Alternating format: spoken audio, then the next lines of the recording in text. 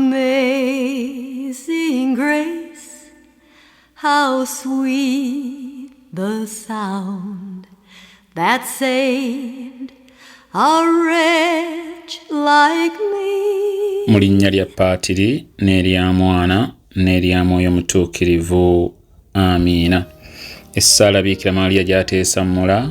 Ayi Maria kabaka wange mmange, nze neeyanjulira gy'oli nga sirina kyendekayo, ate nkusingira omusingo gw'okwagala kwange, kusingira leero amaaso gange, amatu gange, akamwa kange, omwoyo gwange, nange nkwekwasa nze n'omulamba. Ayi mmange omulungi, bw'olaba neerimbise ku ggwe, naawe nkuuma, nzibira ng'omuddu wo kubo.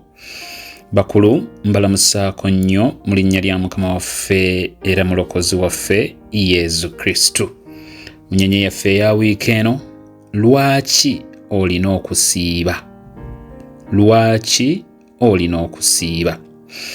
Waliwo olugero lw'omuvubuka eyali omutemi w'emiti era ng'atuuse ne ku ddaala ly'okwewulira nti atuuse era asobola okwetaba mu mpaka z'abatemi b'emiti. Yeetaba mu mpaka ezo n'omuzeeyi eyali amanyiddwa nti mukugu mu nsonga y'emu. Baatandika empaka era omuvubuka n'alaba ng'ensolo ku kizigo kweri anti yatema emiti nga tawummuddeemu n'akamu olunaku lulamba. So nga ye omuzeeyi bwe baali mu mpaka yamulabanga eddakiika 15 mu buli ssaawa awummula. Eddakiika 15 mu buli ssaawa ng'awummula.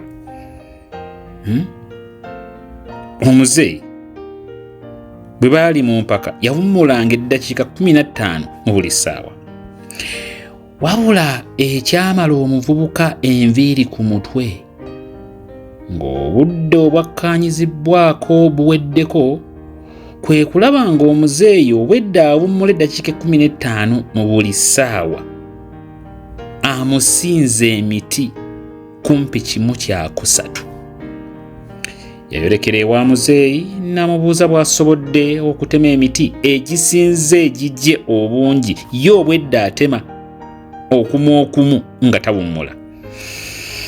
Muzeeyi yamuddamu nti ezo eddakiika 15 z'obadde ondaba nga awummudde obwedda nzeeyamba kuwagala mbazzi yange, y'ensonga lwaki nkuwangudde. Embeera eyo mikwano gyange teyawukana nnyo nayaffe abaana ba Katonda. Twegeraageranya n'abantu ng'olaba takola kutuuka wadde ku makkati go. Engeri gy'okolamu ye takola kutuuka wadde wakati wo. Naye nga byakola biddukira ku sipiidi. Kino kisoboka era kiyinza okubeera mu by'omwoyo ne mu by'omubiri. Kisoboka okuba ng'enjawulo eri nti abo abakwewuunyisa bafunayo obudde mu buli bbanga eggere okuwagala embazzi zaabwe. Mukwano gwange kankuwe kaabwa, bw'oba oyagala okuwagala embazzi yo ofuuke ekiso ekyogi era eky'obulabe eri omulabe Sitaani eky'okuddamu kusiiba. Kusiiba. Okusiiba butwa mu bwakabaka bwa Sitaani. Yes, tuyigiriziddwa abantu ab'enjawulo okusoma essaala, okwegayirira. Twegayiridde, tuyize. Tuguze obutabo bw'essaala, tunoonyeze essaala wonna ewasoboka. Naye ndowooza tetunnayigirizibwa kimala ku kusiiba okutuufu n'obugagga obukulimu. Olwaleero saagala kuyingira mu kinyusi kya kusiiba kubanga tuli ku introduction. Wabula kino nsaba okiwulire bulungi mukwano gwange. Okusinziira ku byawandiikibwa nga bwe nja okubibasensulira mu maaso awo, okusiiba lwe lujja olumu kuzisinga obunene Katonda lwayanguyirwa okuyitamu okutukolera, okutusomosa, okutukozesa ebitali bya bulijjo, okutuwonya, okututaasa n'okutunnyulula mu myoyo emigwagwa egiyinza obutaseetuka wadde okwenyeenyaako ng'osomye busomi ssaala. Father, ogambye otya? Ngambye nti okusiiba lwe lujja olumu kuzisinga obunene Katonda lwayanguyirwa okuyitamu okutukolera, okutusomosa, okutukozesa ebitali bya bulijjo, okutuwonya, okututaasa n'okutunnyulula mu myoyo emigwagwa egiyinza obutaseetuka wadde okwenyenyaako ng'osomye busomi ssaala. Ngambye egiyinza, mark my words very well. Bw'oba ogoberedde bulungi Bayibuli okuva ku masooka okutuuka ku bikkulirwa, jangu eno mu Kereziya eyasooka, semberera ddala eno mu batuukirivu bakadde baffe abo ab'amaanyi be tumanyi, wuuyo mu b'omulembe gwaffe bano ba Yohana Paulo owookubiri, ba Father Pio, Padre Pio, ba Mother Teresa, ono girlfriend wange Faustine omutuukirivu, bajjajja Ngobya, abasajja n'abakazi abe eby'amaanyi n'eby'amagero Katonda bye yabakozesa kwali kwegayirira n'okusiiba ennyo. Abantu abo baalumyanga emibiri gyabwe, baalumyanga emibiri ne bawa essanyu emyoyo gyabwe, Omukama n'abakozesanga ebinene n'eby'amaanyi.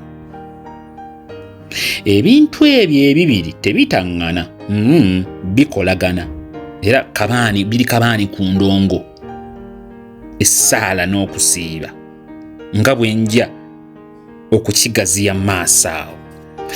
Naye newaakubadde guli gutyo, nsaba ompulirize bulungi. Waliwo ebintu oba embeera ezisobola okugaana okuvaawo oba okukyuka olw'essaala zokka nga bijja kusiguukululwa nga ku ssaala ogasseeko okusiiba.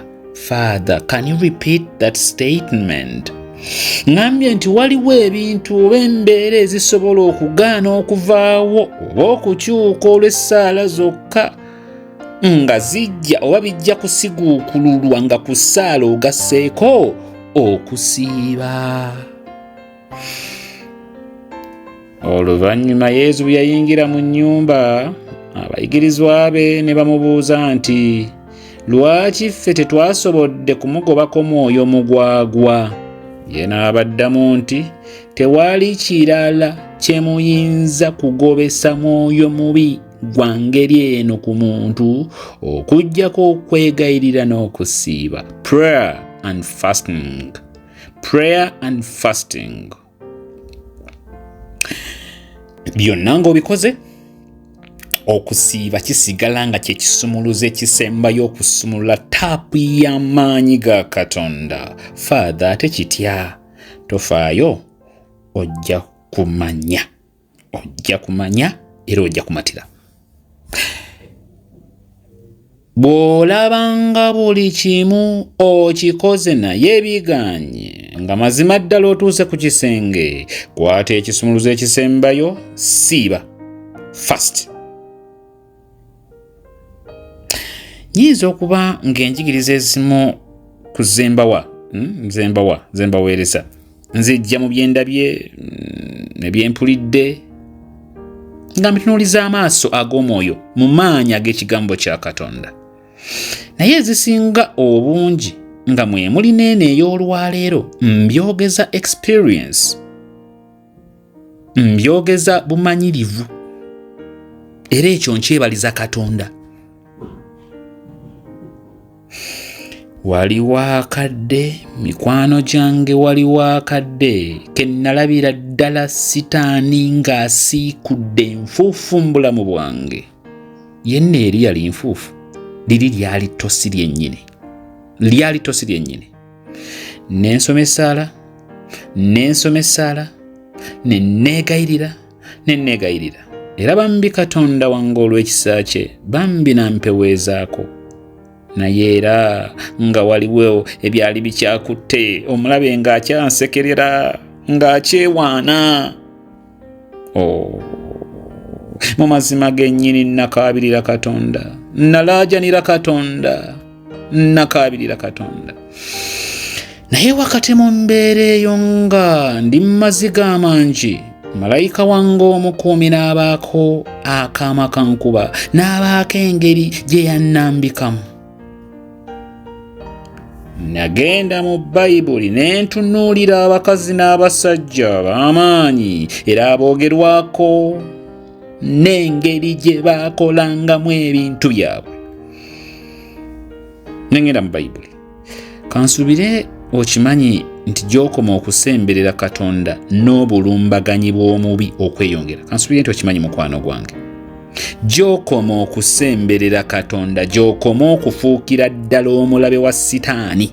Era bw'aba akuyungulira amagye ewuwa aweereza ranka nnene. Father ogambye otya? Ngambye gy'okoma okusemberera Katonda, gy'okoma okukola ebya Katonda, gy'okoma okufuukira ddala omulabe wa Sitaani. Era bw'aba akuyungulira amagye ewuwo aweereza ranka nnene. Naye totintima era totintimanga. Oyo gwe wasenga era gw'osemberedde w'amaanyi nnyo okusinga akuyungulira amagye. Oyo gw'osemberedde era gw'oweereza era gw'ojjanjawaza w'amaanyi nnyo okusinga akuyungulira amagye. Kati bwe nnekkaanya Bayibuli ngenda okulengera nga waliwo omuwala omubalagavu n'abagereka wa kabaka Ahasuero owa Perusiya ng'amannya ge ye Esther. Omuwala ono bwe yalaba ng'atuuse ku kisenge, baganda b'Abayudaaya bonna nga boolekedde okuttibwa nga bw'ojja okusoma, n'aggyayo ekiso kinnantasubwa, n'aggyayo ekyambe kinnantasubwa, kinnantalemwa ekiyitibwa kusiiba. Bw'ogenda mu kitabo kya Esiteri oba Esito omutwe ogwokuna olunya olw'15 waliwo ebigambo bino nti Esther n'addamu Molodokaayi nti, genda okuŋŋaanye baganda bange ne bannyinaze Abayudaaya bonna abali mu Susa, musiibe ku lwange. Temulya wadde okubaako ke mulya okumala ennaku 3. Nze n'abaweereza abange abakazi tujja kukola ekintu kye kimu. Oluvannyuma nja kugenda eri kabaka newaakubadde nga tekikkirizibwa oba kufa, kale naafa. Bw'onooba osomye nga weeyongeddeyo ojja kuzuula bulungi oba abaasomawo edda mukimanyi bulungi nti gye byaggweera nga Esther muwanguzi, Esther ng'amezza omulabe we. Waliwo ebintu bwe bituuka ng'olina kuggyayo ekyambe ekyogi okigalule nga kwe kusiiba. Baali tebasobola kola kisiibo ng'ekyo ekya ttiimu, omulabe n'atayenjebuka. Yayungula ttiimu y'Abayudaaya bonna n'ondabira okutintima mu bwakabaka bwa Lusifa. Kyova olaba bambi emirundi mingi ntera okwagala ennyo okubakubiriza tutambule nga ttiimu. Ntera okwagala ennyo okulaba nti totambula wekka mu nsi eno ey'omwoyo.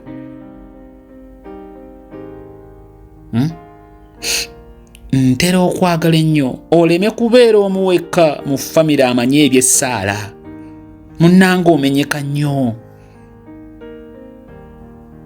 Obubaka bwe mbaweereza kyova olaba nga ntera obbagamba nti ddira buli alina smartphone mu kika kyo gw'omanyi yenna mu famire yo, buli alina smartphone ewammwe n'emikwano gyo bonna baweereze munnange, baweereze.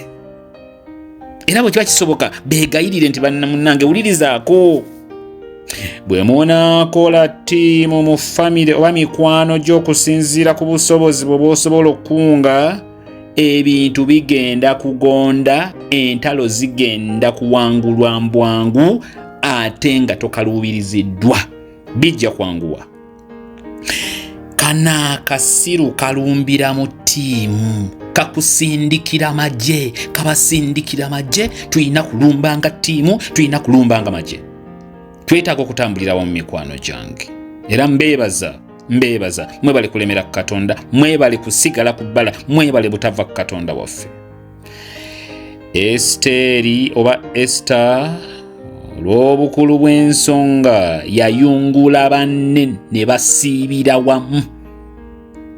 Waliwo ensonga oba embeera ezimu nga zeetaaga ttiimu waaka, nga bw'onoozaŋŋanga wekka tomalaako munnange, nga zeetaaga kutambula kutabukira wamu, kusiibira wamu, kwegayiririra wamu nga famire oba katabi oba prayer group oba company oba parish oba diocese. Maaso gammwe ne mugolekeza eri Katonda nga musiiba n'okwegayirira. Nkulayirira tewali kitasobola kusiguukulukuka mu maanyi ag'okugayirira n'okusiiba. Olw'obudde Danieri 9 sigenda kumwogerako. Bwe yakutula ekikolimo ky'ensikirano ekyali kyayingira mu kika kyabwe eky'Abayisirayiri mu maanyi ag'okusiiba ng'alangiridde ekisiibo. Kyali kyagana emyaka n'emyaka bwe yalangirira ekisiibo awo ekyakoma. Ab'e Ninivi mu Yona nabo sigenda boogerako kambaleke olw'obudde. Dawudi mu Zabbuli ey'ekikumi naye n'amuddira. Ekisumuluzo ekyaggulawo minisitule ya Yesu Matayo omutwe ogwokuna gye yakola mu maanyi n'obuwanguzi nga ne ku ssaawa eno tukyamwogerako. Era annemesa n'okuwummula kuba mpulira nga nsolobeza njagala kumwogerako buli kaseera. Minisitule eyo n'obuwanguzi obwagirimu obutannyonnyolekeka yabugiggulawo na kusiiba. Martin Semanda bwe nalaba ebyo byonna ne ŋŋamba kiwedde.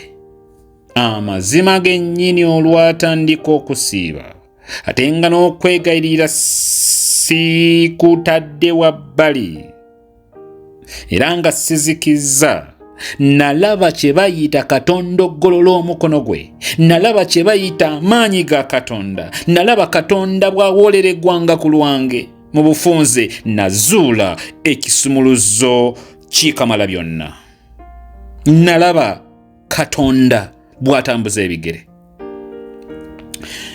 N'olw'ensonga eyo kino kye njogerako si lugambo, si mawulire, nkimanyi n'ebikivaamu mbimanyi, n'engeri omulabe gy'alwana tuleme kusiiba. Era nga atusembereza ensonga ezimala lwaki tetuteekeddwa kusiiba njimanyi. Amanyi bulungi nti okusiiba kuwagala embazzi z'abaana ba Katonda. Era nga bwe muziwagala akimanyi bulungi nti mujja kumala emiti mu kibira kye. Kati alina okulwana emisana n'ekiro okulaba nti embazzi zammwe temuziwagala. Mbasuubiza ng'enneema ya Katonda ennyambye okubatwala ebuziba w'ensonga y'okusiiba.